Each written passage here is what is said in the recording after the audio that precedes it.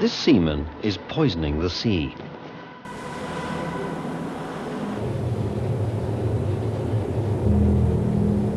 This one is also poisoning the sea.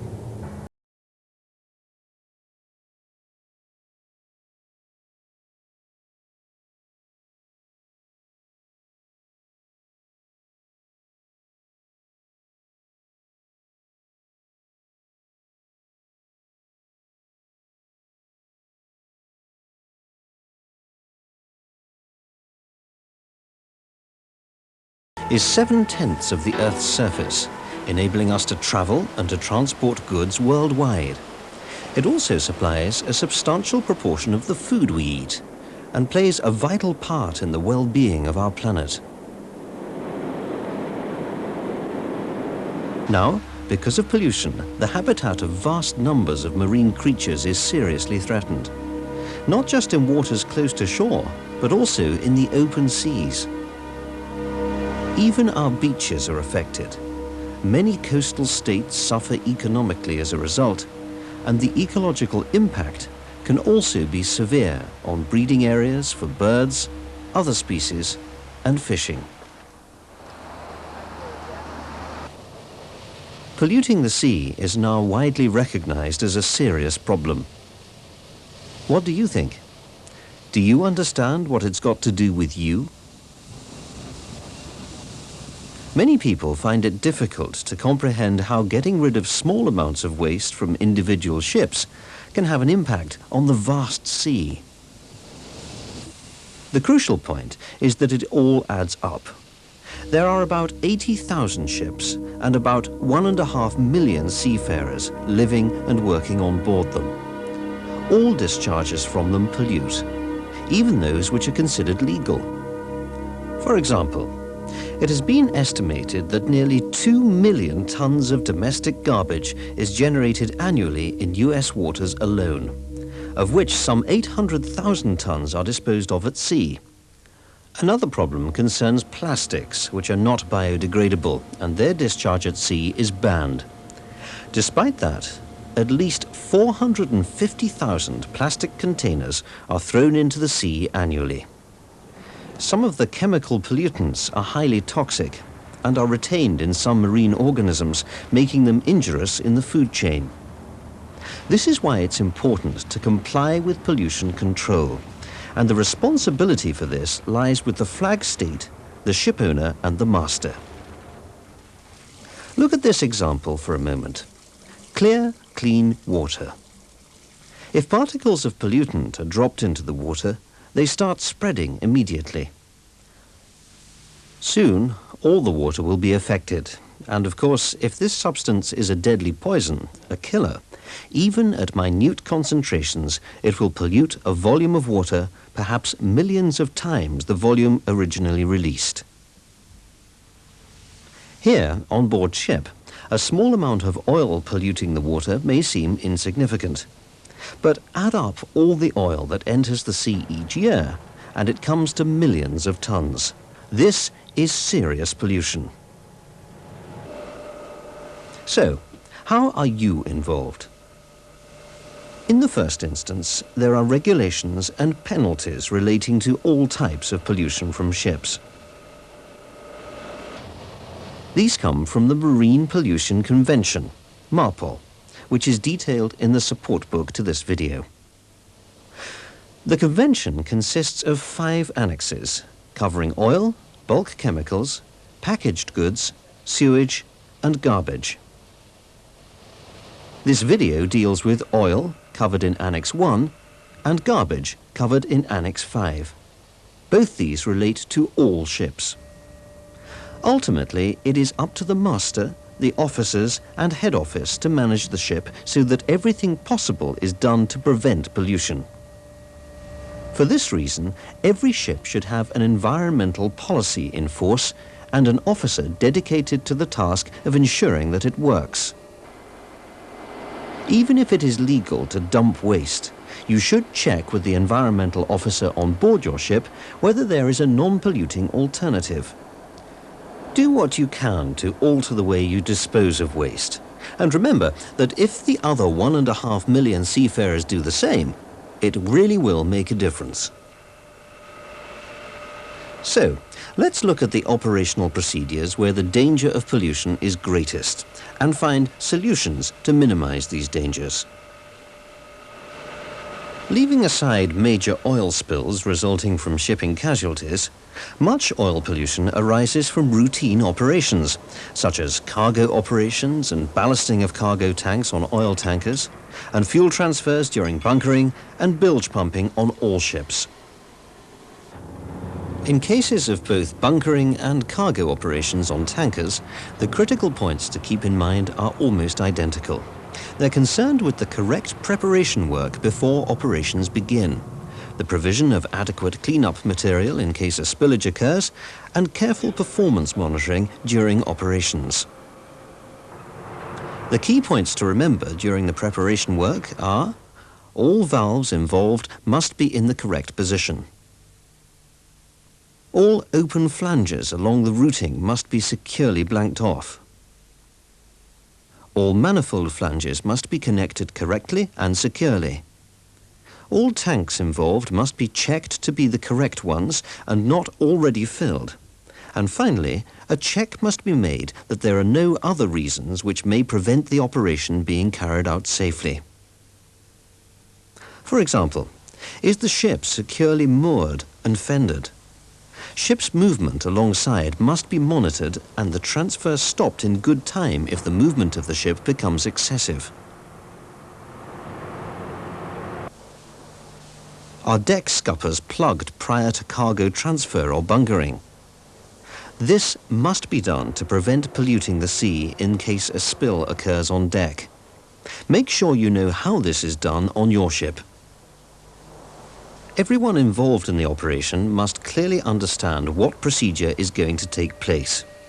Is the rate and pressure of cargo transfer agreed and understood? Are the necessary communication links established? Are the starting, stopping and slowdown signals agreed between everyone concerned so that there are no language difficulties? In the case of bunkering, is the fuel to be delivered the one that was ordered? Is it the ordered quantity? The methods of arranging all this vary from place to place, so use of a checklist will ensure that nothing is overlooked. Now that the preparation work has been completed, all the cleaning material available must be placed in readiness to deal with any accidental spill that might occur during operations. Rags, cotton waste, absorbent granules or pads, sawdust, scoops and empty oil drums should be provided in readiness for such an event. Also, the manifold area must be cleared and cleaned.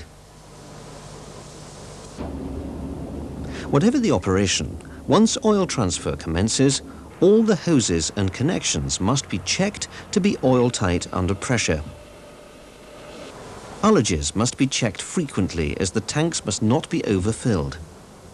Remember, the most critical times during cargo operations or during bunkering arise during the start-up and topping off tanks. On completion of cargo operations or bunkering, the hoses are drained and flanged and the manifold valves are closed. Then they are withdrawn from the ship whilst essential checks are carried out to ensure that all the valves in the system and all tank openings are closed. If, despite all precautions, a spillage occurs, it must be contained within a small area of the deck by, for example, forming a wall of absorbent material. In some cases, oil-absorbent packs can be put to good use. Adequate amounts should always be available. In the event of a considerable spillage, a portable air-driven pump must be available with a hose discharging into a large drum. Oily sawdust or granules must not be swept over the side, but must be carefully collected up and put into heavy-duty bags.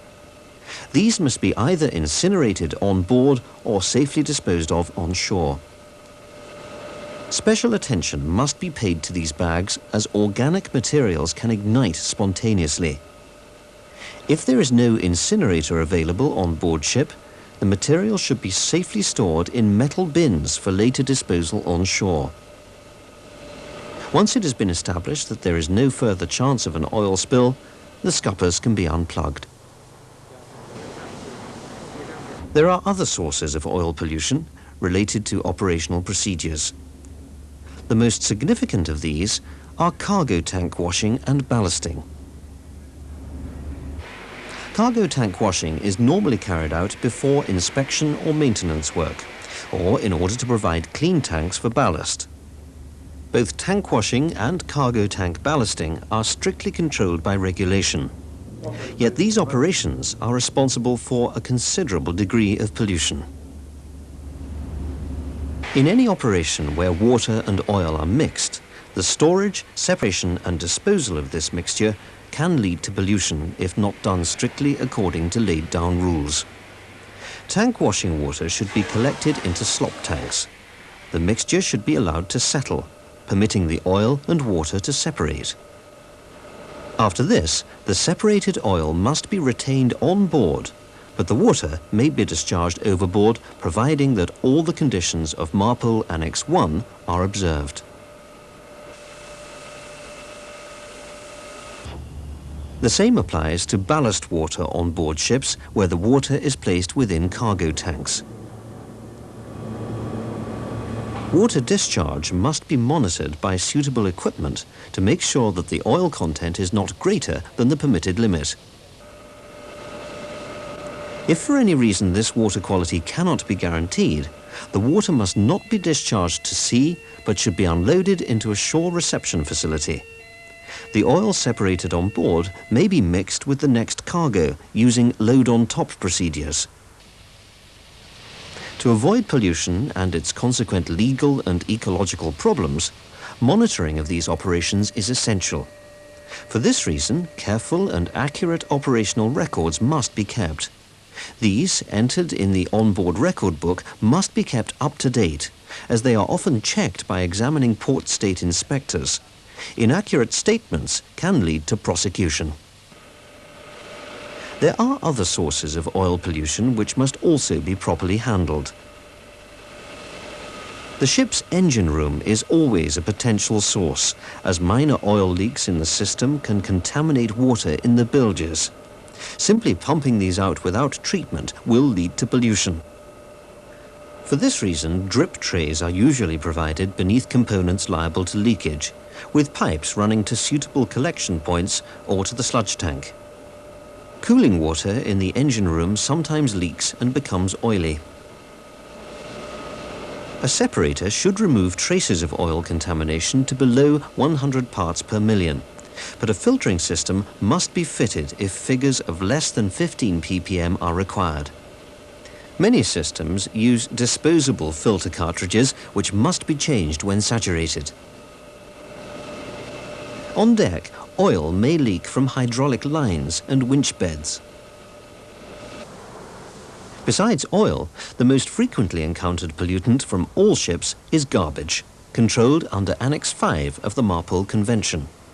There are guidelines given to deal with this ever-present problem. The worst substance in this context is plastic. The problem with it is this: plastic is almost indestructible in the sea, and it may not be destroyed in the ship's incinerator either. It requires extremely high temperatures to burn, and in doing so can produce dangerous fumes. The presence of plastic is not always apparent. Bags, plates, beakers, cling film, wrappings and the like are obvious, but many packages are covered with a thin film of plastic, which is not always noticed. Plastics in the sea are very dangerous for many creatures. They may swallow them or become trapped by them, causing death. The safest way to dispose of plastics is on shore. Since the permitted means of disposal of waste vary, it is best to keep different types separate. Plastics should be put into one bin, non-flammable materials such as bottles and cans into another, and biodegradable garbage into a third. Paper bin liners are very useful for the collection of biodegradable waste from cabins, mess rooms and galleys. Incineration in a suitable plant is the best method of disposal, But if there is no incinerator, the materials must be kept in sealed plastic bags for shore disposal. Food waste, dunnage and sweepings may be disposed of at sea. Strict limits are laid down in the Marpole Convention to regulate this disposal. You must know the relevant details to avoid illegal dumping of this type of waste. Please remember though, all buoyant, non-degradable waste will eventually arrive ashore from wherever it is discharged. The provision of shore reception facilities for the disposal of ship's waste, in line with the IMO manual with specific reference to special areas, is the responsibility of all states ratifying the Marpole Convention. Masters should know not only their own duties with respect to waste disposal, but also those of coastal states, and should report any inadequacies. It is also the master's responsibility to ensure that members of his crew are properly trained for the job they perform. The ship's operating manuals will provide all the necessary information to ensure good operating practice on board. Copies of the Marpole Convention will also be carried, and these should be available to all for reference. To be sure that illegal dumping of waste is avoided, the Marpole Convention Annex 1 and 5 should be studied with care. Details are included in the booklet accompanying this video. Besides the categories mentioned earlier under the various annexes, Marpole also deals with the amounts of pollutants permitted to be discharged in different areas. Annexes may prescribe special areas where certain disposal options are totally prohibited. For example, in the case of discharges of oily water, these include the Antarctic, Baltic, Mediterranean, Black and Red Sea areas, the Gulf's area, and the Gulf of Aden. The key conclusion to be drawn in fighting pollution is that besides adhering to the internationally agreed regulations, we should all adopt stricter discharge arrangement in individual shipping companies and on individual ships. Having watched this video and seen how pollution levels can be reduced, ask yourself this: is there anything I can change in my working practice which can reduce or prevent all the pollution for which I may be responsible?